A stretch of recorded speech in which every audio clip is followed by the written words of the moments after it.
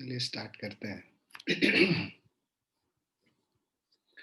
तो आप लोग का कई लोगों का मेरे पास डाउट वगैरह आया है, तो कल या परसों, कल की क्लास में, हाँ कल की क्लास में ही, परसों तो होगी नहीं, कल की क्लास में हम डिस्कस कर लेंगे आप लोग का जो डाउट्स वगैरह आप लोगों ने पूछा है, न्यूटन्स लॉज ऑफ मोशन में जो एच.सी. वर्मा के डाउट्स आपने पूछे हैं, उसको कल हम लोग डिस्कस कर लेंगे।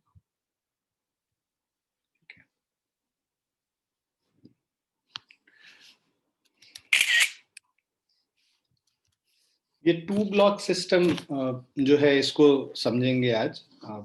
जो इंक्लाइन प्लेन पे है या एक ब्लॉक के ऊपर दूसरा ब्लॉक है, दोनों तरीके का कंडीशन हम लोग समझेंगे। सो जैसे यहाँ पे दो ब्लॉक्स है, लेट्स से उनका मासेस m1 और m2 है। Consider two blocks having masses m1 m2 placed on a rough incline plane. और इन दोनों, मतलब इस सरफेस का जो m1 और, हाँ ईशान बताओ। सर आपने आईआईटी वाले बैच में इनविटेशन नहीं, मीटिंग आईडी नहीं भेजा? अच्छा, पता नहीं, मैं चेक कर लेता हूँ, शायद मैंने भेजा तो था। ओह सॉरी, मैं अभी भेज देता हूँ, ध्यान नहीं रहा।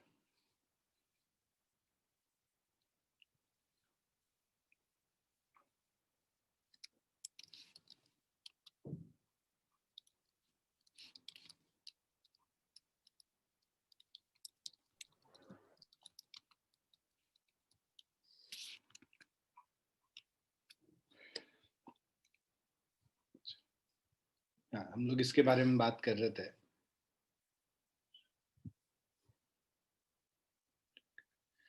So consider two blocks having masses m1 and m2 placed on a rough inclined plane. mu1 and mu2 are the friction coefficient for m1 and m2 respectively. तो ये जो इस सरफेस पे और इस सरफेस पे जो फ्रिक्शन कफिशिएंट है वो mu1 और mu2 दे रखा है। तो ब्लॉक m1 और इस इंक्लाइन प्लेन के बीच में जो फ्रिक्शन है वो mu1 हो गया, कफिशिएंट ऑफ फ्रिक्शन, और m2 और इंक्लाइन प्लेन के बीच में जो कफिशिएंट ऑफ फ्रिक्शन है वो mu2 हो गया। Now N is the normal force between the contact surface of M1 and M2. ठीक है, तो ये जो इनके बीच में ये दोनों सरफेसेस जो है, इस सरफेस के बीच में जो कॉन्टैक्ट फोर्स है, मान लीजिए हम लोग N मान रहे हैं इसको। नाउ थ्री कंडीशंस अराइजेज यहाँ पे। अब यहाँ पे तीन कंडीशन है, तीन केसेस है। पहला केस जब M1 M2 is equal to M और also mu1 is equal to mu2 is equal to mu, है ना, दोनों कफिशिएंट ऑफ फ्रिक्शन भी आप इक्वल है और दोनों मासेस भी इक्वल है। So three condition arises. पहला जब both the masses are equal, दूसरा both of this mu1 and mu2 is equal to mu. Now in this case n is equal to 0 because both the blocks are in contact but do not press each other, है ना। so normal reaction 0 है ना। a1 is equal to a2। अगर हम लोग को acceleration इसका निकालना होगा तो एक्सेलरेशन देखो यहाँ पे g साइन थीटा इसके अलोंग होता है। तो अगर हम लोग इसका फ्री बॉडी डायग्राम बनाए तो देखो दोनों का मास सेम है, तो दोनों जो जिस फोर्स से नीचे आ रहा होगा वो सेम फोर्स से नीचे आ रहा होगा। मान लो अगर m1 का हम लोग फ्री बॉडी डायग्राम बनाते हैं तो इस पे नीचे की तरफ एक force m1 g sine theta लग रहा है, और है ना जो ऊपर फ्रिक्शन फोर्स ऊपर की तरफ लगेगा वो लगेगा म्यू।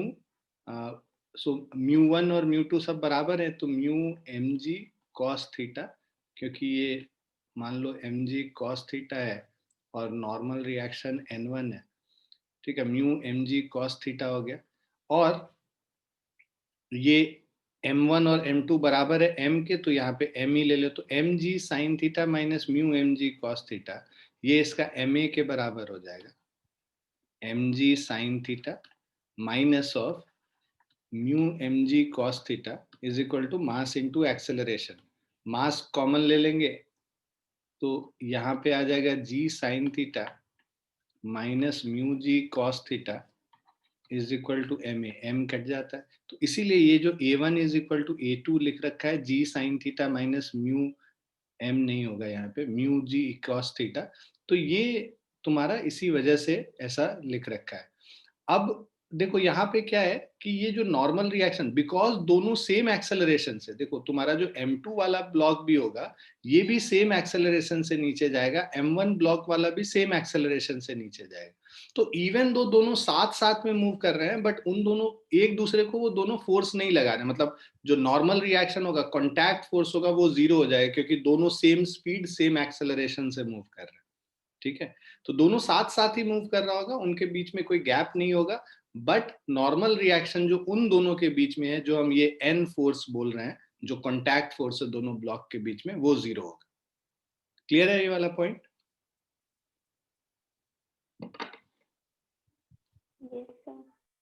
अब अगर देखो M1 is less than M2, मान लो जो नीचे वाला ब्लॉक है उसका ऊपर वाले ब्लॉक से मास कम है, अगर नीचे वाले का मास कम है ऊपर वाले से, तो अब ऊपर वाला इसको प्रेस करेगा नीचे की तरफ। ठीक है, so if M1 is less than M2, then in that case N is equal to, again जब यहाँ पे उल्टा लिख रखा है, मास M1 is less than M2, तो यहाँ पे जो फोर्स होगा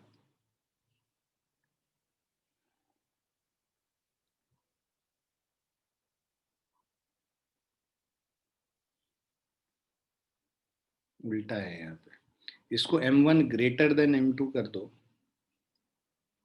और इसको M1 लेस देन M2 कर लो। अब देखो जब M1 का मास M2 से ज्यादा है, तो M1 क्या होगा, ज्यादा फोर्स से ये नीचे की तरफ मूव करेगा, मतलब ज्यादा एक्सेलरेशन से नीचे की तरफ मूव करेगा। इसका एक्सेलरेशन ज्यादा हो जाएगा M2 के रेस्पेक्ट में। अगर M1 का वेट ज्यादा है, तो ये जो फोर्स इस पे जो नीचे की तरफ लग रहा होगा, सो ये M1G साइन थीटा ये ज्यादा हो जाएगा एज कंपेयर टू ये जो इसमें जो फोर्स लग रहा है नीचे की तरफ, जो M2G साइन थीटा है।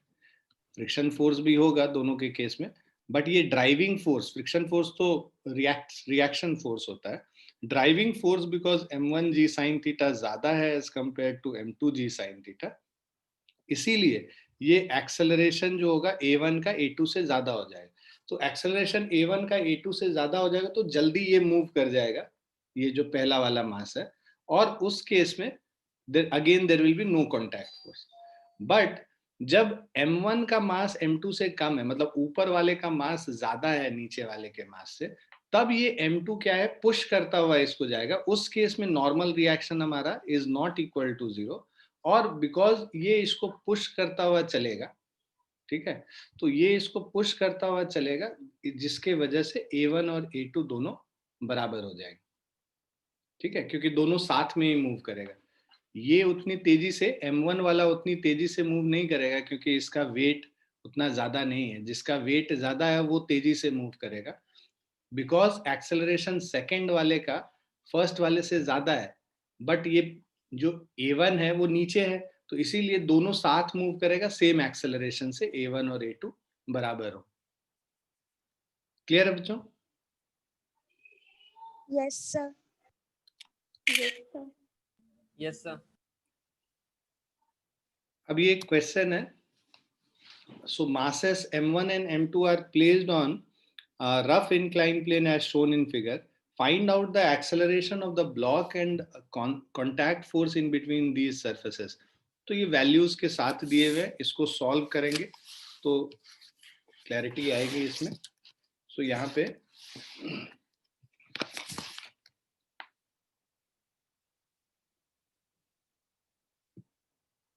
कह रहा है मास M1 and M2 are placed on a rough inclined plane as shown in figure. Find out the acceleration of the block and contact force in between these surfaces. तो यहाँ पे देखो M2 जो है, M2 is greater than M1, ऊपर वाले का मास ज्यादा है नीचे वाले के मास से, तो इससे इसके वजह से क्या होगा कि ये दोनों का एक्सेलरेशन सेम ही होगा। ठीक है, तुम इसको अलग अलग भी बनाओगे तो वही चीज आएगा, बट अगर मतलब साथ में मूव करा के देख लेंगे तो it will be easier to understand. ठीक है, तो ये 2 kg का है और ये 1 kg का है, राइट। इसका फ्री बॉडी डायग्राम बनाते हैं अगर हम लोग, इन दोनों को साथ में अब हम लोग मान लेते हैं, ठीक है। सो जो नेट फोर्स है, ये फर्स्ट वाले का अगर हम बात करते हैं,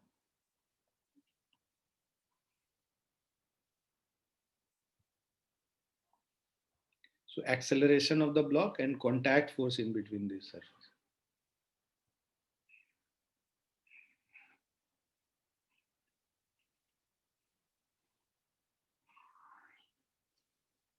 तो इसका पहले M1 का फ्री बॉडी डायग्राम बनाएंगे।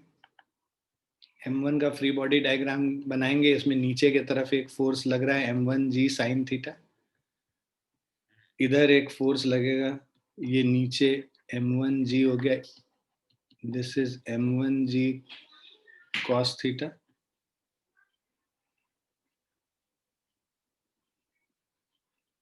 ये N1 हो गया, और ये M2 वाला जो इसके ऊपर फोर्स लगा रहा होगा पीछे से, वो कॉन्टैक्ट फोर्स है जो पुश कर रहा होगा इसको, ठीक है। ऊपर वाला ब्लॉक जब नीचे वाले ब्लॉक को जिस फोर्स से पुश कर रहा है उसको N मान लेते हैं। दूसरे का फ्री बॉडी डायग्राम बनाते हैं M2 वाले का, जितने फोर्स से ये इसको पुश कर रहा है उतने ही फोर्स से ये इसको पुश कर रहा होगा N, इसका जो अपना वेट है नीचे के तरफ वो हो जाएगा M2G sin थीटा, ये नीचे M2G हो गया, इधर M2G cos theta, normal reaction N2, और यहाँ पे एक फ्रिक्शन फोर्स था, सॉरी, μ1 N1 मतलब M1G cos थीटा हो गया, और यहाँ पे μ2 इंटू N2 वो हो गया M2G cos थीटा, ठीक है। अब ये सारे वैल्यूज हम लोग कैलकुलेट कर लें, अगर साइन 37 जो हमारा ये जो वैल्यू है, ये साइन 37 हमारा 3/5 होता है, और cos 37 4/5 होता है, ये 0.5 है। तो इस पे जो फोर्सेस हम लोग अगर लिखें, जो नॉर्मल रिएक्शन वाला जो फोर्स और ये सब लिखें, सो फोर्सेस अलोंग द इंक्लाइन, अगर M1 वाला जो मास है इसके लिए फोर्सेस लिखते हैं, तो जो नीचे की तरफ फोर्सेस लग रहा है, एक M1G sin थीटा लग रहा है, और एक नॉर्मल रिएक्शन N लग रहा है। ऊपर के तरफ जो फोर्स लग रहा है वो लग रहा है μ1 M1G cos थीटा, और ये नेट M1 इंटू ए, सेम एक्सेलरेशन होगा दोनों का, जो कि हम लोगों ने देखा, क्योंकि इसका M2 का जो मास है M1 से बड़ा है, सो M1A करके ऐसे लिख लेंगे।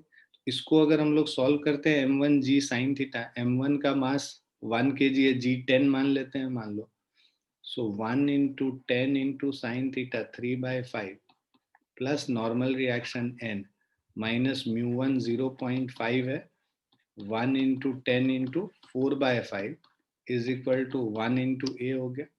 सो अब ये जो इसको कैंसिल करेंगे तो ये 2 हो गया, 2 3 6 प्लस N माइनस 8 इंटू 0.44 हो गया is equal to a. So 6 minus 4 2 plus N is equal to a, ये फर्स्ट इक्वेशन हो गया। M2 के लिए अब अगर हम लोग सेम इक्वेशंस लिखेंगे, तो यहाँ पे नीचे की तरफ फोर्स है M2G sin थीटा, ऊपर के तरफ जो फोर्स है N है minus μ2 M2G cos theta is equal to M2A। अब ये फोर्सेस को अगर हम लोग वैल्यूज लिखते हैं, 2 into 10 into 3/5 minus N minus of 0.2 into 2 into 10 into 4/5 is equal to 2 into a, ठीक है। 5 से ये 2 कट गया, तो 3 2 6 12 minus N minus of 3.2 is equal to 2a। तो ये हो जाएगा 12 minus 3.2 8.8 minus of n is equal to 2a, ये सेकेंड इक्वेशन हो गया। अब इन दोनों को सॉल्व कर लेते हैं हम लोग। 2 plus n is equal to a, और दूसरा 8.8 minus n is equal to 2a। इन दोनों को ऐड अगर हम लोग करें तो हमारा जो वैल्यू आएगा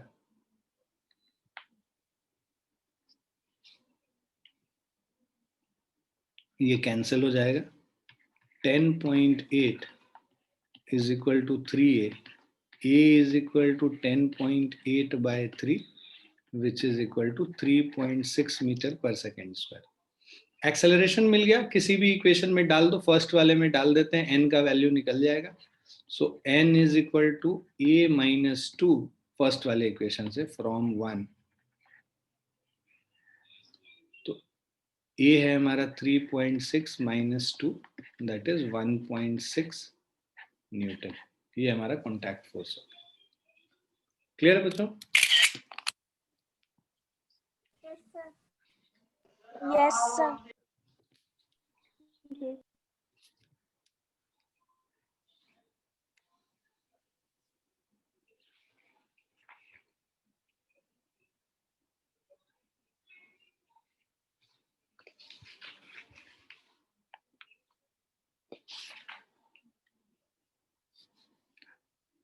सबको समझ में आ गया? किसी को डाउट नहीं है ना इसमें? तो ये जो कॉन्सेप्ट हम लोग किए थे उसी पे डायरेक्टली बेस्ड है। और इसके बाद अब हम लोग जो क्वेश्चंस करेंगे दैट विल बी ब्लॉक, एक ब्लॉक के ऊपर दूसरा ब्लॉक रखा हुआ है। तो ये तो ऐसा क्वेश्चन हम लोगों ने किया हुआ है, इसको हम छोड़ दे रहे हैं। ये जो 2 ब्लॉक सिस्टम होता है, एक ब्लॉक के ऊपर दूसरा ब्लॉक रखा हुआ, तो उस केस में कैसे अप्रोच करेंगे ये थोड़ा सीखने की जरूरत है। Let's do this. इसके बाद एक और क्वेश्चन भी हम लोग करेंगे, जैसा कि मैंने बताया था तुम्हें, एस सी वर्मा का अच्छा क्वेश्चन है, वो भी हम लोग देखेंगे। अच्छा, 162 वाला जो क्वेश्चन है ये क्या कह रहा है? Block of mass m is placed on another block of mass capital M। तो एक स्मॉल m है ब्लॉक और दूसरा कैपिटल M है, दूसरा ब्लॉक है, lying on a smooth horizontal surface. तो ये जो सरफेस है ना, ये सरफेस स्मूथ है, यहाँ पे कोई फ्रिक्शन नहीं है नीचे वाले सरफेस पे। The coefficient of friction between the block is mu. इन दोनों ब्लॉक के बीच में जो कोएफिशिएंट ऑफ फ्रिक्शन है वो है mu. What is the maximum horizontal force F that can be applied to the block capital M so that the blocks move together? अब देखो होता क्या है, ये मैंने पहले भी तुम लोगों को बताया था। जब इसको इधर हम लोग पुल करेंगे फोर्स F से, तो इस पे क्या होगा कि इसका टेंडेंसी देखो क्या होगा कि ये तो जो हम तो फोर्स लगा रहे हैं कैपिटल M पे, नीचे वाले ब्लॉक पे, तो नीचे वाला ब्लॉक मूव करना शुरू करेगा। ऊपर वाला ब्लॉक जो है बिकॉज इनर्शिया के वजह से वो रेस्ट में है, रेस्ट में ही रहना चाहेगा। लेकिन ये रेस्ट में रहना चाहेगा, बट ये जो फोर्स है ये आगे, मतलब इन दोनों के बीच में जो रिलेटिव मोशन देखोगे, इसका मोशन m वाले का मोशन आगे के तरफ होने की होगा, तो ये ऊपर वाला ब्लॉक इस पे नीचे पीछे की तरफ फ्रिक्शन लगाएगा। तो अगर हम कैपिटल M का फ्री बॉडी डायग्राम बनाएं तो एक फोर्स F हो गया और इधर के तरफ एक फ्रिक्शन फोर्स F हो गया, जो इस वाले ब्लॉक, जो ऊपर वाला ब्लॉक है वो नीचे वाले ब्लॉक को मूव करने से अपोज करेगा, रिलेटिव मोशन को अपोज करता है। भाई दोनों ब्लॉक रेस्ट में था, अब नीचे वाला ब्लॉक राइट को मूव करने लगा, तो ऊपर वाला ब्लॉक उसके रिलेटिव मोशन को अपोज करेगा फ्रिक्शन फोर्स की वजह से। वो फ्रिक्शन फोर्स हमेशा पीछे की तरफ लगेगा इसका रिलेटिव मोशन को अपोज करने के लिए। ठीक है, अब जो ऊपर वाले ब्लॉक का अगर हम लोग फ्री बॉडी डायग्राम बनाएं अगर स्मॉल m का, तो ये बिकॉज रेस्ट पे है और नीचे बिकॉज देखो फ्रिक्शन हमेशा एक्शन रिएक्शन पेयर बनाता है। अब इन दोनों को ये अगर इस पे नीचे वाले ब्लॉक पे फ्रिक्शन पीछे लग रहा है ना, इसका जो टेंडेंसी होगा, टेंडेंसी रुके रहने का होगा, है ना। मतलब रुके रहने का मतलब अगर नीचे से ब्लॉक राइट को जा रहा है, तो अगर हम लोग नीचे वाले ब्लॉक के रेस्पेक्ट में देखें, यहाँ पे ऑब्जर्वर है, तो उसको क्या लगेगा कि ऊपर वाला ब्लॉक नीचे जाके गिर जा रहा है, मतलब पीछे जाके गिर जा रहा है। तो अगर यहाँ पे कोई फ्रिक्शन नहीं रहता तो नीचे वाला ब्लॉक मूव कर जाता और ऊपर वाला ब्लॉक वहीं पे रह के पीछे गिर जाता। तो ये बेसिकली इधर फॉल कर जाता, राइट। आगे वाला नीचे वाला ब्लॉक अगर हम लोग खींच देंगे तो कोई भी चीज से नीचे से अगर तुम उसका सपोर्ट खींच दोगे तो वो पीछे जाके गिर जाता है। तो ये पीछे जाके गिरने का जो टेंडेंसी है उसको फ्रिक्शन फिर से अपोज करेगा। तो फ्रिक्शन इसके ऊपर जो ऊपर वाले ब्लॉक है उसके ऊपर फ्रिक्शन आगे की तरफ लगेगा। ऐसे भी अगर फ्रिक्शन के वजह से ही तो दोनों साथ में मूव कर रहा है ना, मान लो इसको हम ऐसे मूव करा रहे हैं तो फ्रिक्शन के वजह से मूव कर रहा है, लेकिन अगर हम इसको तेजी से नीचे वाला ब्लॉक को खींच दें तो फिर वो पीछे की तरफ जाके गिर जाता है ना। तो यहाँ पे जो ऊपर वाले ब्लॉक पे फ्रिक्शन जो है स्मॉल एफ आगे की तरफ लगेगा। ये पॉइंट क्लियर है सभी को?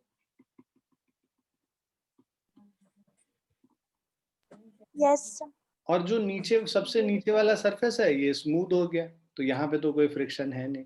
अब हम लोग को ये निकालने बोल रहा है कि क्या मैक्सिमम हॉरिजॉन्टल फोर्स होना चाहिए जिसके वजह से ये दोनों ब्लॉक साथ में मूव करेगा। ठीक है, सो मान लो अगर दोनों ब्लॉक साथ में मूव कर रहा है तो जो एक्सेलरेशन होगा so that is equal to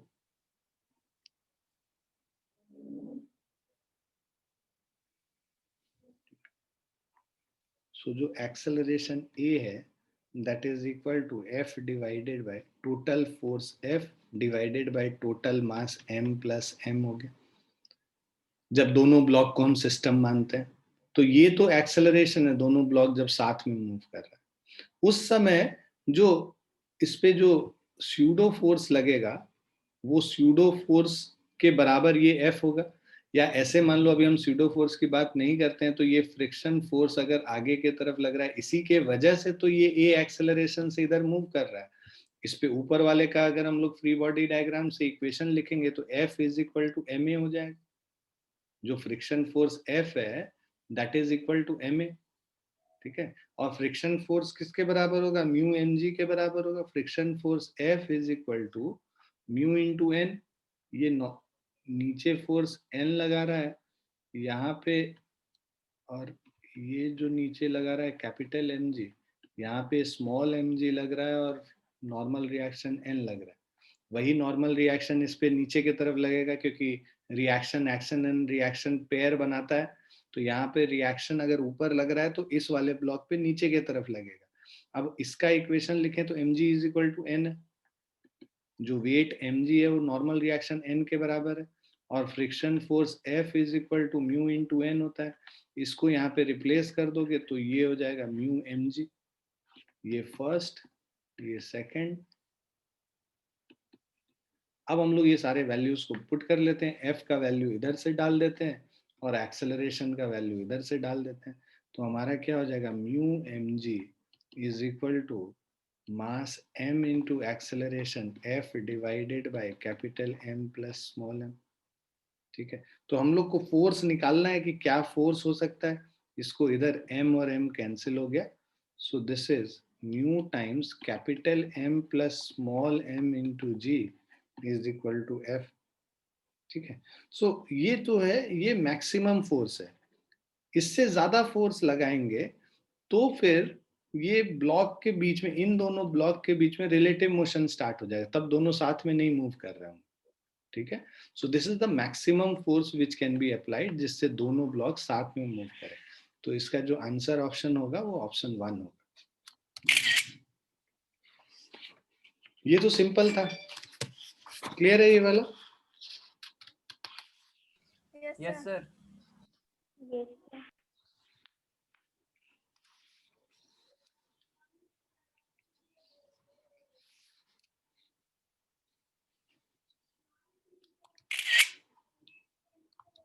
next पे अगर चलें, find out the maximum value of F for which the blocks both the blocks will move together। similar kind of question है।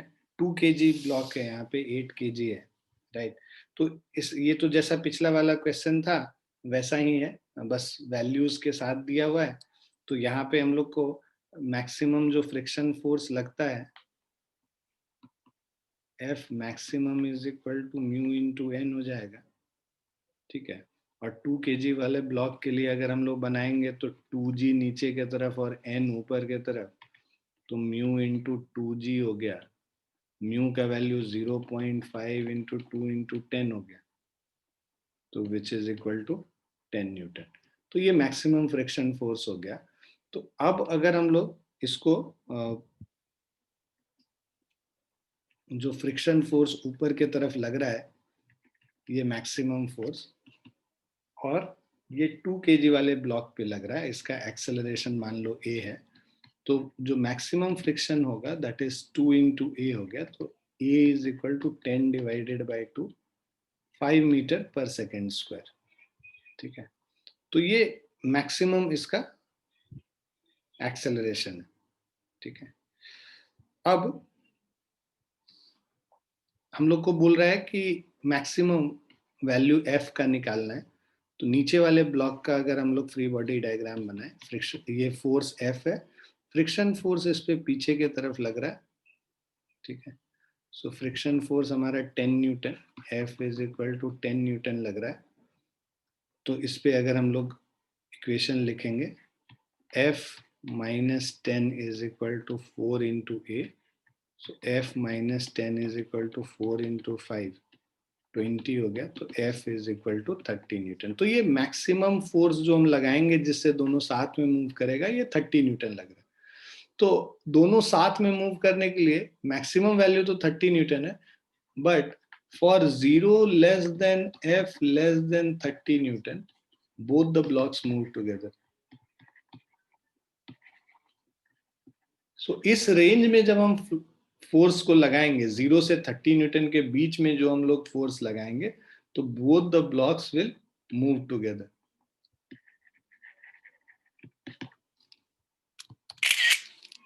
ठीक है, ये जो कॉन्सेप्ट हम लोग डिस्कस किए थे उसी पे बेस्ड है।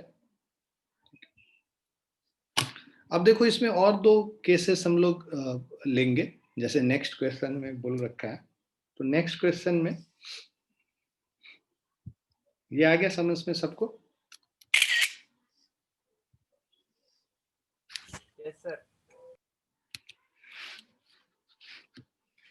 अब इसी क्वेश्चन में अगर फोर्स का वैल्यूज को चेंज कर दें, जैसे यहाँ पे बता रखा है, नेक्स्ट क्वेश्चन बोल रहा है इन द अबव क्वेश्चन, मतलब ये 163 वाले में ही, find the acceleration of both the blocks when force is equal to 18 newton. ठीक है, तो हम लोगों ने बोला भाई कि 0 से 30 न्यूटन के बीच में सेम होगा, तो 18 न्यूटन वाले में तो सेम ही होगा। फोर्स अगर 18 न्यूटन आप रखेंगे, तो हम लोगों ने देखा कि भाई acceleration is equal to F divided by capital M plus small M हम लोगों ने निकाला था, और बिकॉज ये 30 न्यूटन से लेस है, ठीक है, since 18 newton is less than 30 newton, तो उस केस में, ठीक है, acceleration will be F by M plus M.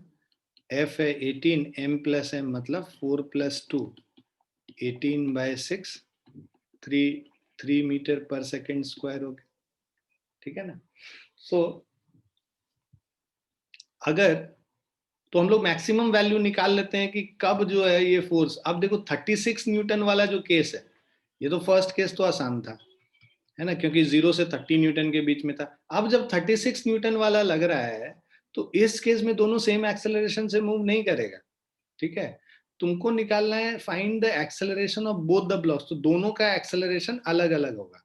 अगर ऊपर वाले ब्लॉक का अगर हम लोग फ्री बॉडी डायग्राम बनाएंगे, तो यहाँ पे जो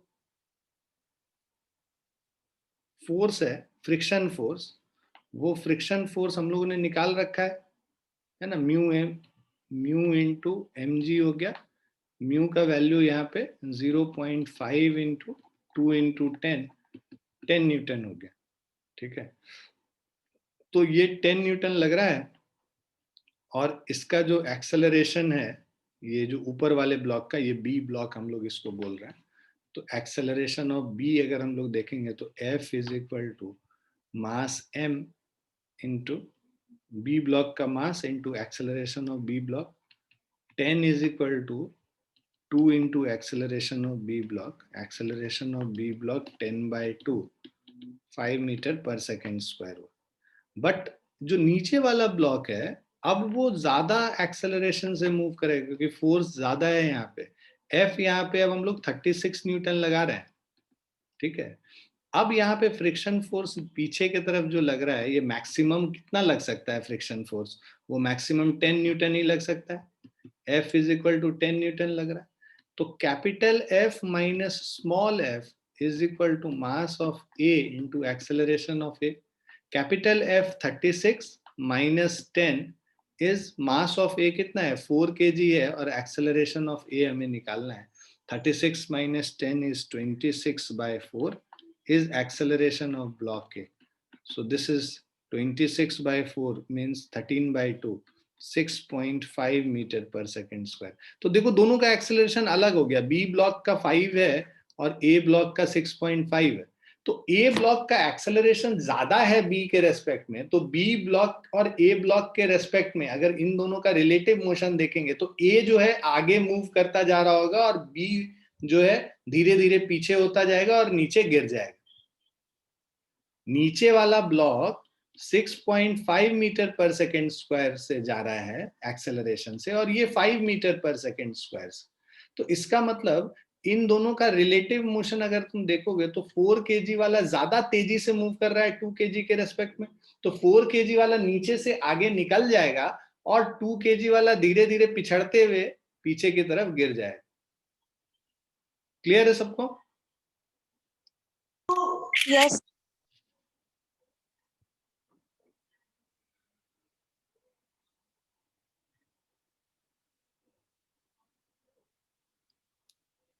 अब देखो नेक्स्ट क्वेश्चन हम लोग देखेंगे। इसमें क्या है कि नीचे वाले इस पे भी, यहाँ पे जो नीचे वाला सरफेस है यहाँ पे भी फ्रिक्शन, दोनों जगह फ्रिक्शन है, यहाँ पे भी फ्रिक्शन और यहाँ पे भी फ्रिक्शन, दोनों में अलग अलग कोएफिशिएंट ऑफ फ्रिक्शन हैं। सो इनका जब हम लोग डायग्राम बनाते हैं, फ्री बॉडी डायग्राम बनाएंगे और अलग अलग, और उसका इक्वेशंस लिखेंगे। Find out the range of force in which both the blocks move together, मतलब किस फोर्स के रेंज के लिए ये दोनों साथ में मूव करेंगे। तो अगर हम लोग ऊपर वाले ब्लॉक का अगर पहले हम लोग फ्री बॉडी डायग्राम बनाए, तो ये तो हमें पता है कि रिलेटिव मोशन इसका राइट के तरफ है, तो इस पे पीछे के तरफ फ्रिक्शन लगेगा, इधर फ्रिक्शन लगेगा, और एक्शन रिएक्शन पेयर है तो इस पे आगे की तरफ फ्रिक्शन लगेगा, दोनों पे इस तरह लगेगा। अगर हम लोग 2 kg वाले ब्लॉक का, बी ब्लॉक का अगर हम लोग इक्वेशन लिखें तो इस पे फ्रिक्शन आगे की तरह लग रहा है F, नीचे एक फोर्स लग रहा है 2G, एक नॉर्मल रिएक्शन N लग रहा है, ठीक है।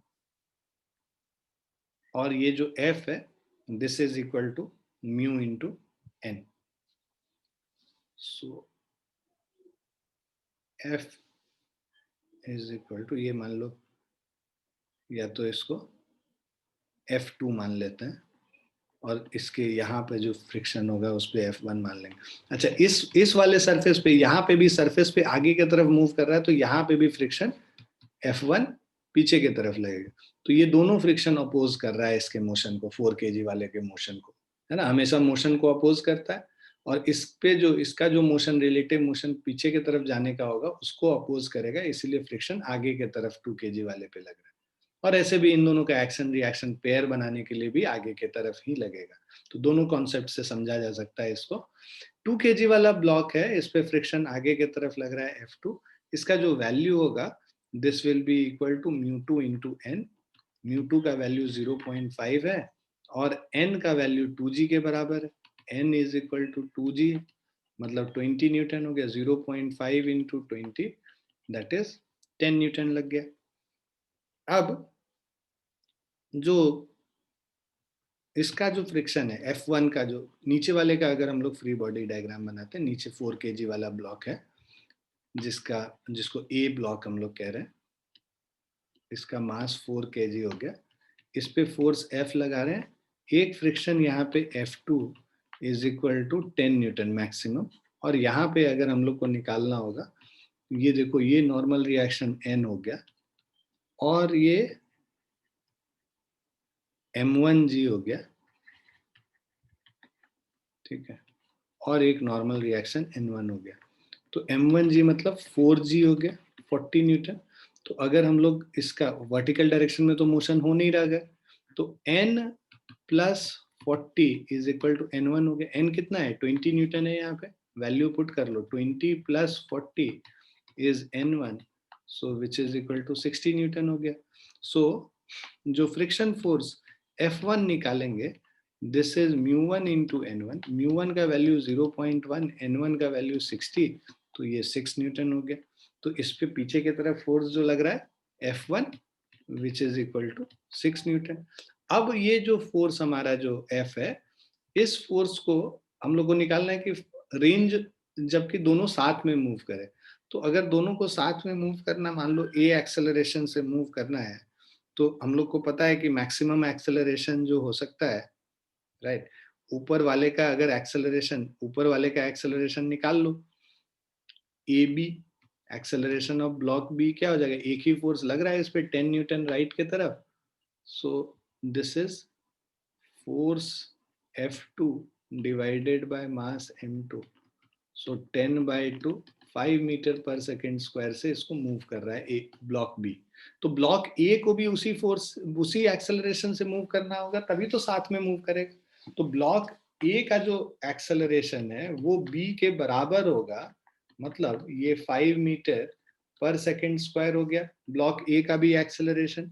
अब अगर फोर्स F निकालोगे, तो ये फोर्स F जो है, दिस इज इक्वल टू जो हमारा फ्रिक्शन फोर्स F, पूरा इसका फ्री बॉडी डायग्राम से इक्वेशन लिखते हैं, F minus of F1 minus of F2 is equal to mass second block का, सॉरी ये फर्स्ट ब्लॉक इसको बोल रहे हैं, M1 बोल रहे हैं, so M1 into acceleration of A, so या MA into acceleration of A। So हम लोग को F का वैल्यू निकालना है, F minus of F1 minus F2, तो F minus 10 minus 6 is equal to mass of A is 4 into acceleration of A is 5. So this is equal to 20 plus 10 plus 6, तो ये हो गया 36 न्यूटन। तो मतलब ये 36 न्यूटन तक मैक्सिमम इसका एक्सेलरेशन साथ में होगा। सो देखो, जब ये इसको जो फोर्स हम लोग को चाहिए मूव कराने के लिए, है ना, तो वो जो फोर्स मूव कराने के लिए चाहिए, ये अगर तुम देखोगे टोटल, जब हम लोग फोर्स जो मैक्सिमम F1 जो है उसका मैक्सिमम 6 न्यूटन है, ये नीचे वाले ब्लॉक पे, बिकॉज यहाँ पे ये फ्रिक्शन 6 न्यूटन है इस पे पीछे के तरफ, तो इसका मतलब क्या हुआ कि ये ब्लॉक तब तक नहीं मूव करेगा, नीचे वाला ब्लॉक जो है ये तब तक नहीं मूव करेगा जब तक कि फोर्स, ये जो फोर्स है ये 6 न्यूटन से बड़ा नहीं हो। तो 3 केस होता है यहाँ पे समझने के लिए। पहला तो जब 0 is less then, F is less then 6 Newton, है ना, जो फोर्स हम लगा रहे हैं वो 0 और 6 न्यूटन के बीच में अगर है, तो उस केस में नो ब्लॉक्स विल मूव, कोई भी ब्लॉक मूव नहीं करेगा, क्योंकि तुमने जो फोर्स लगाया, मान लो 4 न्यूटन लगाया, यहाँ मैक्सिमम फ्रिक्शन 6 न्यूटन तक हो सकता है, इस वाले F1 का हम ग्राउंड से बता रहे हैं, है ना, ये तो इनके रिलेटिव मोशन को ये अपोज कर रहा है, तो इसका तो कोई रोल नहीं आएगा इसको नीचे वाले ब्लॉक को मूव कराने के लिए। नीचे वाले ब्लॉक को अगर मूव कराना है तो तुमको कम से कम 6 न्यूटन फोर्स होना होगा या उससे बड़ा फोर्स होना होगा। सो 0 से 6 न्यूटन पे तो कोई भी ब्लॉक मूव नहीं करेगा, नो ब्लॉक विल मूव। उसके बाद फिर आता है 6 न्यूटन से लेके 36 न्यूटन तक, है ना, ये मैक्सिमम रेंज है जब तक कि ब्लॉक साथ में मूव करेगा, both block will move together, इस रेंज में both block will move together.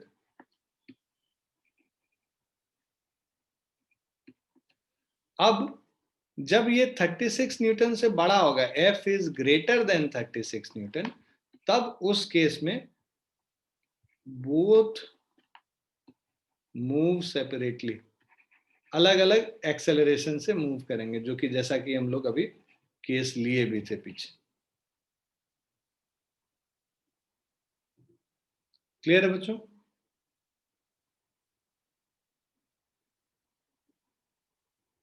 Yes sir.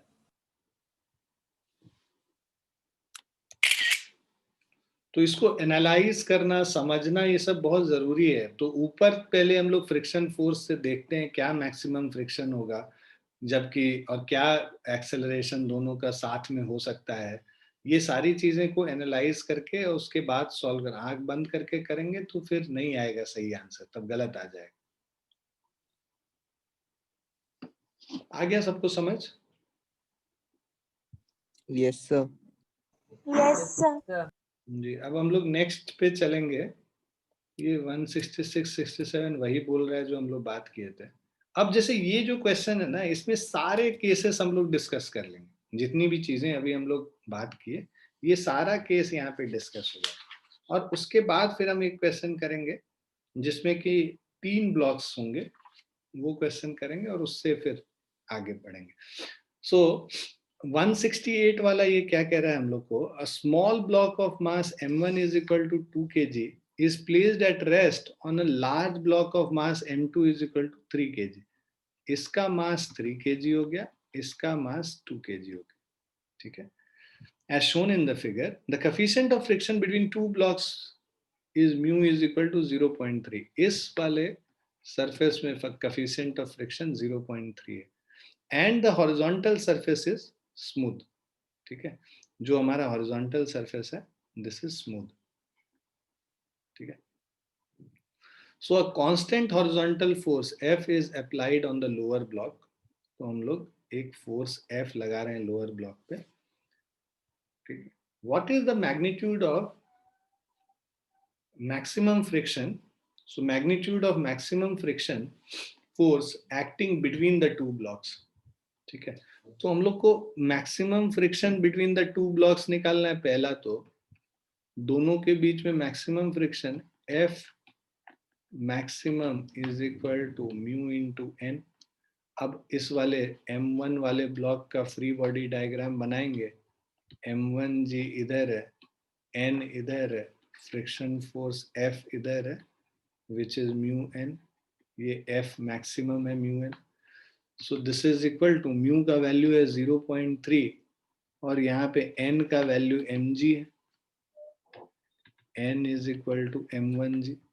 So 0.3 into m1, 2 into g,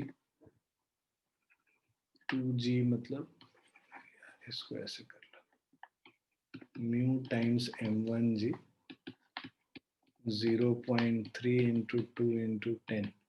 so 20 into 0.3 कर लेंगे तो ये हमारा 6 न्यूटन हो गया। ये मैक्सिमम फ्रिक्शन फोर्स हो गया जो लग रहा है इसमें। सेकेंड पार्ट में आपको कह रहा है what is the maximum acceleration by which the upper block can move. Upper block पे जो ओनली फोर्स जो इस पे लग रहा है ये फ्रिक्शन फोर्स लग रहा है, तो मैक्सिमम एक्सेलरेशन जो इसका होगा, मैक्सिमम एक्सेलरेशन अपर वाला ब्लॉक का, that will be due to this force F maximum. So F friction force जो मैक्सिमम लग रहा है that is equal to m1 into maximum acceleration of the first block A1। So this is A1 maximum is friction force F maximum divided by M1। So this is 6 divided by 2, this is 3 meter per second square। ये हमारा maximum acceleration हो गया, ठीक है। अब third part में कह रहा है अगर force F is equal to 10 newton है then what is the acceleration of each block, ठीक है। सो हम लोग अगर एक्सेलरेशन इसको मान लेते हैं कि दोनों साथ में मूव कर रहा है, राइट। सो इस केस में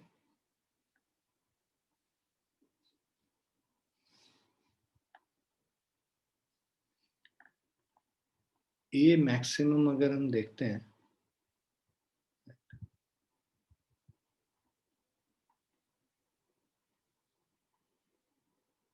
हम लोग पहले एज्यूम करते हैं या फिर इसको देख लेते हैं कि 10 न्यूटन, हम लोग इसका रेंज निकाल लेते हैं कि मैक्सिमम फोर्स हम लगा कितना सकते हैं इस पे जिससे कि दोनों साथ में मूव करें, तो उससे हम लोग को आइडिया लग जाएगा।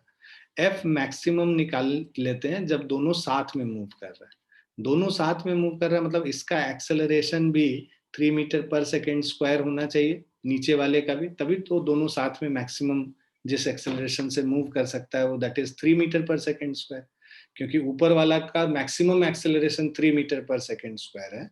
तो अब नीचे वाले पे अगर हम लोग फोर्स देखते हैं, हम लोग फोर्स F लगा रहे हैं आगे, एक फ्रिक्शन फोर्स यहाँ पे F लग रहा है, मैक्सिमम फ्रिक्शन फोर्स जो लग सकता है इस पे वो है 6 न्यूटन, ठीक है। So basically F minus 6 is equal to जो इसका मास m2 है, या F minus small f maximum m2 into a2, ठीक है। सो अब हम लोग वैल्यू देखते हैं इसका डाल के। सो जो F minus of F maximum, A1 और A2 को साथ में मूव करना है, इसका भी एक्सेलरेशन 3 होना होगा। So F minus of 6 is equal to mass m2 3 into acceleration जो 2 का होगा वो उतना ही होगा, सो दैट इज 3। तो this F maximum is equal to 9 plus 6 15 newton, मतलब इस पे 15 न्यूटन तक जब फोर्स लगाएंगे तो दोनों साथ में मूव करेगा, ठीक है। तो अभी तो हम लोग 10 न्यूटन ही लगा रहे हैं, राइट, तो 10 न्यूटन में तो दोनों साथ में ही मूव करेगा, since 10 Newton is less then F maximum. हम लोगों ने निकाल लिया कि वो क्या मैक्सिमम फोर्स लगाएंगे जिससे कि दोनों साथ में मूव करे, तो दैट इज 15 न्यूटन, और हम लोग जो अभी फोर्स लगा रहे हैं वो 10 न्यूटन है जो कि 15 न्यूटन से लेस है। इसका मतलब दोनों साथ में ही मूव कर रहा है, दोनों साथ में मूव कर रहा है, तो एक्सेलरेशन इस केस में जब फोर्स 10 न्यूटन लगा रहे हो तो A1 is equal to A2 is equal to जो भी फोर्स लगा रहे हैं divided by total mass m1 by m2, force divided by total mass, ये एक्सेलरेशन हो जाएगा दोनों का। सो फोर्स हम लोग लगा रहे हैं 10 न्यूटन और दोनों का मास ऐड कर दें 10 बाय 5, मतलब 2 मीटर पर सेकेंड स्क्वायर हो गया। यहां तक क्लियर है?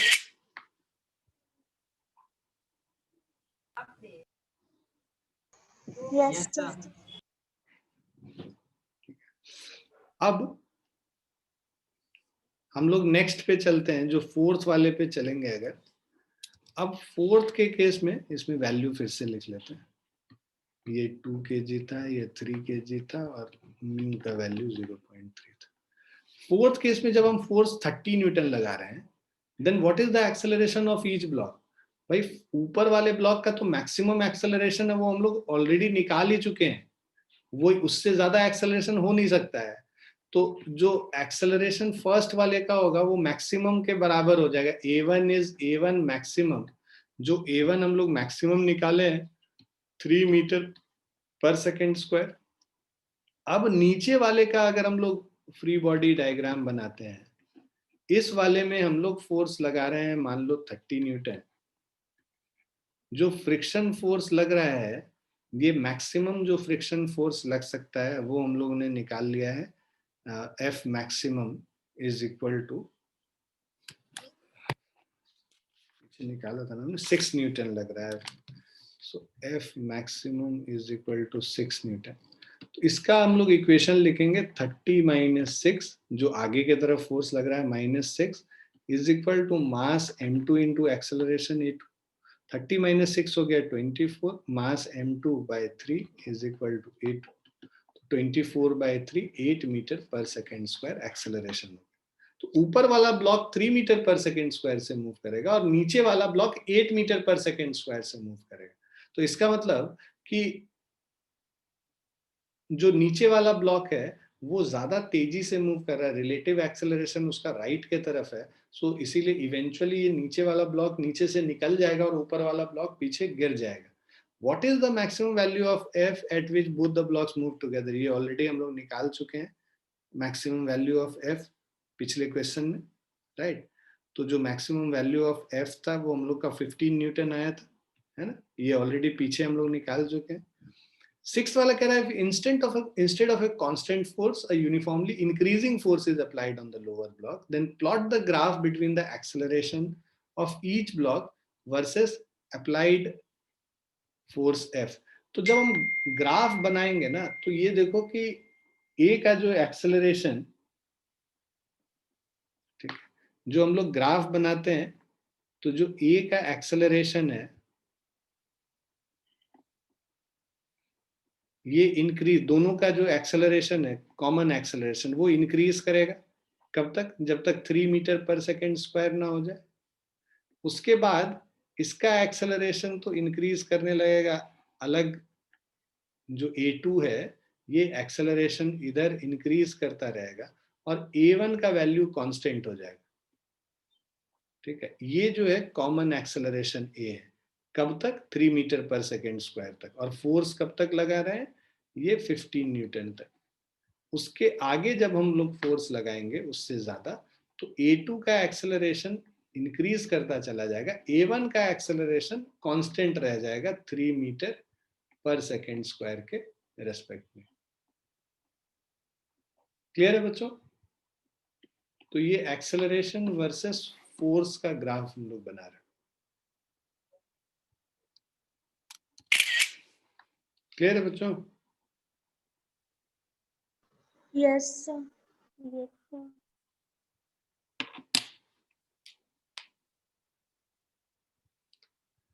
अब एक और कॉन्सेप्ट है, एक क्वेश्चन है जो इस तरह का क्वेश्चन काफी पूछा जाता है, तो उसको अगर हम लोग फटाफट कर लें। जैसे हम लोग बात कर रहे थे ना कि ऊपर वाला ब्लॉक धीरे धीरे पीछे जाके और नीचे गिर जाएगा। अब क्वेश्चन इसी में पूछ लेते हैं, देखो उसी कॉन्सेप्ट पे, कि कितनी देर में ये जाके नीचे गिर जाएगा। कह रहा है block of mass m is kept over the smooth surface of the plank of mass capital M। ठीक है, तो यहाँ पे जो है सरफेस स्मूथ है, कोई भी फ्रिक्शन नहीं है यहाँ पे। ठीक, a constant horizontal force F is applied into the plank as shown in the figure.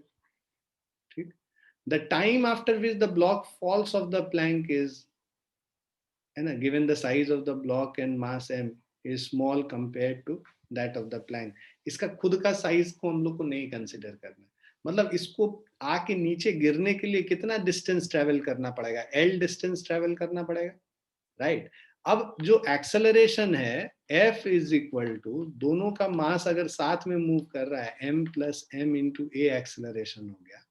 So acceleration A is equal to F divided by capital M plus M। ठीक है, सो एक मिनट,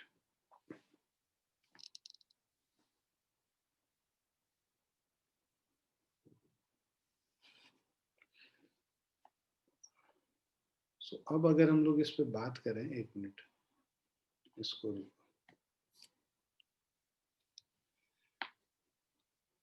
इसका अगर हम लोग फ्री बॉडी डायग्राम बनाते हैं इस वाले ब्लॉक का, छोटे वाले ब्लॉक का, तो यहाँ पे कोई फ्रिक्शन नहीं है कोई भी, है ना। तो इस पे जो फोर्स लग रहा है एक mg नीचे की तरफ लग रहा है, एक नॉर्मल रिएक्शन n लग रहा है। जो नीचे वाले ब्लॉक का अगर हम लोग फ्री बॉडी डायग्राम बनाते हैं, इस पे ये n नीचे की तरफ लगेगा, है ना, और इसको n1 मान लो n1 नीचे की तरफ लगेगा, एक जो इसका वेट है mg इधर, और ये कॉन्टैक्ट फोर्स जो ग्राउंड से लगेगा वो लेट्स से n2 है। ठीक है,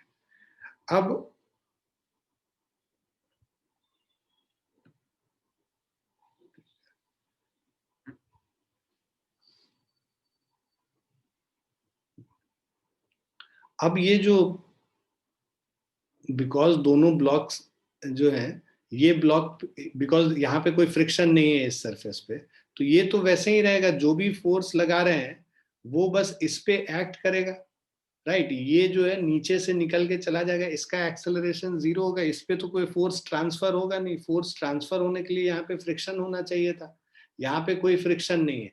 तो जो भी फोर्स हम लगाएंगे इस पे F, वो बस इस वाले ब्लॉक पे लगेगा, इसका कोई रोल नहीं रहेगा। ठीक है, तो बिकॉज इसका कोई रोल नहीं है ना, सो अब अगर हम लोग निकालें F इज इक्वल टू, इस पे जो हॉरिजॉन्टल फोर्स लग रहा है F लग रहा है, इस पे कोई हॉरिजॉन्टल फोर्स नहीं है क्योंकि फ्रिक्शन नहीं है, और इसका मान लीजिए एक्सेलरेशन ए है, इसका मास कैपिटल एम है, so capital F is equal to capital M into A acceleration हो गया, a is equal to F by M. ठीक है, ये पहला इक्वेशन हमारा हो जाएगा। अब रिलेटिव एक्सेलरेशन हम लोग को निकालना है। क्यों रिलेटिव एक्सेलरेशन? क्योंकि ये जो डिस्टेंस मूव करेगा, ये रिलेटिव डिस्टेंस एल मूव करेगा। तो रिलेटिव एक्सेलरेशन इसका ब्लॉक एम का जो रिलेटिव एक्सेलरेशन है वो हमारा एफ बाय एम ही होगा। सो बिकॉज ये, या तो इसको स्यूडो फोर्स से कर सकते हैं कि बिकॉज ये वाला जो ब्लॉक है ये इसके ऊपर है, जिस सरफेस के ऊपर है वो खुद एक्सेलरेट कर रहा है ये एक्सेलरेशन पे, तो इस पे पीछे की तरफ एक स्यूडो फोर्स लगेगा this which is equal to small M into acceleration है। सो ये जो स्यूडो फोर्स एम ए लग रहा है उससे इसको डिस्टेंस कितना मूव करना है, एल डिस्टेंस मूव करना है। So pseudo force on upper block is equal to small M into ए हो गया। तो small M F by capital M, ये हमारा स्यूडो फोर्स हो गया। इस पे स्यूडो फोर्स अगर एम ए है, राइट, सो इसका the force pseudo force M F by capital M is equal to mass into small M into acceleration a जो लग रहा है। यहाँ पे स्मॉल एम कट गया तो यहाँ पे जो इसका जो एक्सेलरेशन है पीछे की तरफ वो एफ बाय एम हो गया। इसको जो टोटल डिस्टेंस मूव करना है, एल मूव करना है, S is equal to U T plus half A T square होता है, यू जीरो है तो लेंथ एल जाना है zero into time T plus half into acceleration a मतलब F by capital M into T square हो गया। So this is L 2L into M by capital F is equal to T square। तो time T जो होगा this is equal to root under 2LM upon capital F। तो ये option 1 हो गया।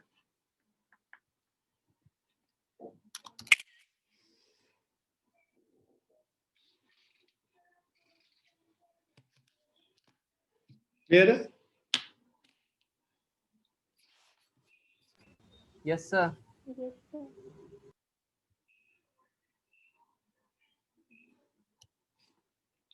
एक मिनट होल्ड करो, मैं वो क्वेश्चन निकालता हूं जो हम लोग को करना है।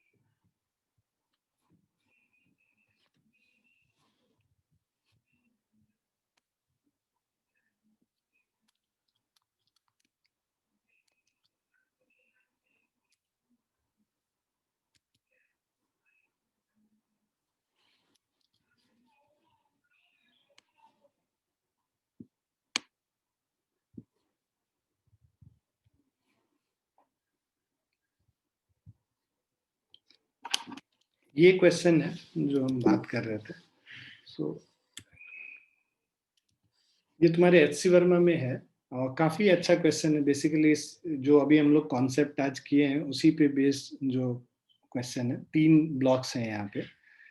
तो यहाँ पे भी देखो जो क्वेश्चन बता रखा है कि find the acceleration a1 a2 a3 of 3 blocks shown in the figure if a horizontal force of 10 Newton is applied on 2 kg block, 3 kg block and 7 kg block।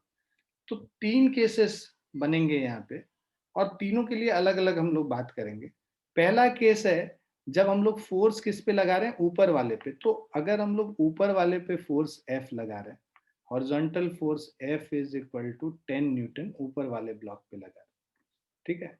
तो ऊपर वाले ब्लॉक पे लगाएंगे। अब यहाँ पे जो कफिशिएंट ऑफ फ्रिक्शन 0.2 है, तो अगर 2 kg वाले ब्लॉक का फ्री बॉडी डायग्राम अगर हम लोग बनाएं, राइट, सो यहाँ पे ये 2 kg वाला ब्लॉक है, इस पे नीचे फोर्स 2g लगेगा, नॉर्मल रिएक्शन N1 लगेगा, ठीक है। और इस पे बिकॉज इस पे फोर्स हम इधर लगा रहे हैं, तो जो रिलेटिव मोशन होगा नीचे वाले के रेस्पेक्ट में, ये आगे जाने की कोशिश करेगा 2 kg वाला ब्लॉक, तो उस पे फ्रिक्शन जो है ये पीछे की तरफ लगेगा F1, ठीक है। और F1 का जो मैक्सिमम वैल्यू हो सकता है, F1 is equal to mu into N होता है, राइट। सो अब अगर हम लोग, तो देखो यहाँ पे जो इसमें वैल्यूज देखेंगे,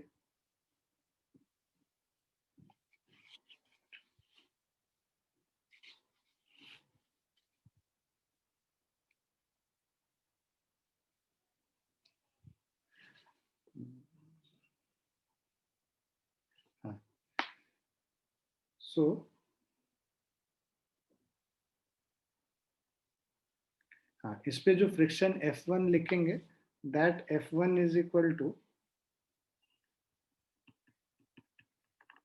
म्यू इंटू N1, म्यू1 इंटू N1 बेसिकली। म्यू1 का वैल्यू है 0.2 और जो हमारा N1 का वैल्यू है, अब N1 is equal to 2g होता है, जो यहाँ पे N1 का वैल्यू है, this is 2g 20 Newton, 0.2 into 20 करोगे, सो दिस इज 4 न्यूटन हो गया, ठीक है। तो जो नेट फोर्स इस पे आगे की तरफ लग रहा है, दिस इज इक्वल टू, तो इसका अगर हम लोग फ्री बॉडी डायग्राम, यहाँ पे ये 10 न्यूटन हम लोग फोर्स लगा रहे हैं, सो जो नॉर्मल जो इसका इक्वेशन लिखेंगे राइट साइड में मूव करने का, F minus F1 is equal to M1 into A1। सो F माइनस F1 अगर लिखेंगे, F हम लोग 10 लगा रहे हैं, F1 हम लोग 6 लगा रहे हैं, सो सॉरी 4 लगा रहे हैं, so 10 minus 4 is equal to 2 into A1 हो गया। 10 माइनस 4 6 है, 6 इज इक्वल टू 2A1, या A1 is equal to 6 divided by 2 which is 3 metre पर सेकेंड स्क्वायर। तो इसमें एक्सेलरेशन जो है 3 मीटर पर सेकेंड स्क्वायर हो गया, ठीक है। अब ये 3 kg वाले ब्लॉक के लिए ये जो फ्रिक्शन फोर्स, इसके वजह से जो फ्रिक्शन फोर्स है वो इसका ड्राइविंग फोर्स हो जाएगा। मतलब कि जो 2 kg वाले ब्लॉक पे ये जो फ्रिक्शन पीछे की तरफ लग रहा है, 3 kg वाले ब्लॉक पे वही फ्रिक्शन आगे की तरफ लगेगा, क्योंकि ये 2 kg वाला चाहेगा 3 kg वाले को ड्रैग करके अपने साथ ले जाने के लिए। ऐसे भी एक्शन रिएक्शन पेयर बनेगा, 2 kg पे फ्रिक्शन अगर पीछे लग रहा है, तो वही 3 kg वाले पे फ्रिक्शन आगे की तरफ लगेगा। सो ये F1 आगे की तरफ लगेगा। ये हम लोग 3 kg वाले ब्लॉक का बना रहे हैं, ठीक है। इस पे फ्रिक्शन F1 आगे की तरफ लगा, और एक इस सरफेस पे बिकॉज इसका टेंडेंसी आगे की तरफ मूव करना होगा, तो इस पे फ्रिक्शन F2 नीचे की तरफ लगेगा। एक नॉर्मल रिएक्शन ये N1 हो ही गया है इसके ऊपर। एक जो है ये इसका खुद का वेट 3g होगा, और एक नॉर्मल रिएक्शन N2 हो गया।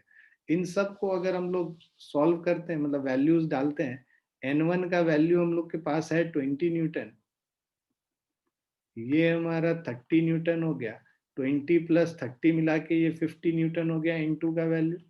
सो N2 हमारा 50 न्यूटन हो गया, और ये जो फ्रिक्शन फोर्स इधर पीछे की तरफ लग रहा है, so that will be equal to म्यू2 इंटू N2, म्यू2 इंटू N2, μ2 का वैल्यू 0.3 है और n2 का वैल्यू 50 है, सो 0.3 इंटू 50 कर लेंगे तो ये 15 न्यूटन हो गया। सो ये जो हमारा फ्रिक्शन है ये 15 न्यूटन पीछे की तरफ लग रहा है, और जो ड्राइविंग फोर्स F1 है वो हमारा जो है 4 न्यूटन ही है, बिकॉज ये जो ड्राइविंग फोर्स है 4 न्यूटन और इसका जो मैक्सिमम फ्रिक्शन है वो 15 न्यूटन लगेगा। 4 न्यूटन बिकॉज 15 न्यूटन से लेस है, ये कितना मैक्सिमम हो सकता है? 4 न्यूटन हो सकता है, और इसका जो मैक्सिमम वैल्यू है 15 न्यूटन हो सकता है, बिकॉज ये सेल्फ एडजस्टिंग फोर्स है। तो ये तो मूव नहीं करेगा, है ना, बिकॉज इसमें इसके मोशन के लिए तुमको कम से कम 15 न्यूटन फोर्स चाहिए, तो इसीलिए this block will not move. ठीक है, सो इसका मतलब 3 kg block will not move. So 3 kg block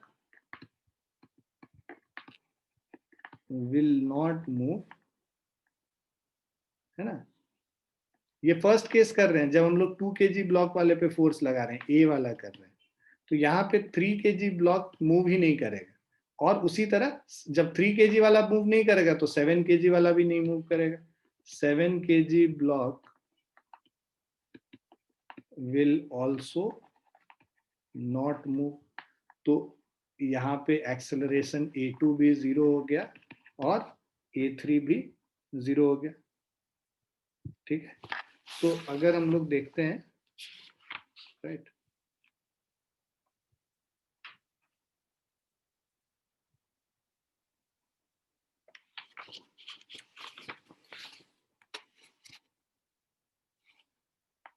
ठीक है, A3 का 1 मिनट हम लोग देखेंगे। ये A2 वाला तो मूव नहीं कर रहा है, किसके रेस्पेक्ट में? 7 kg वाले के रेस्पेक्ट में।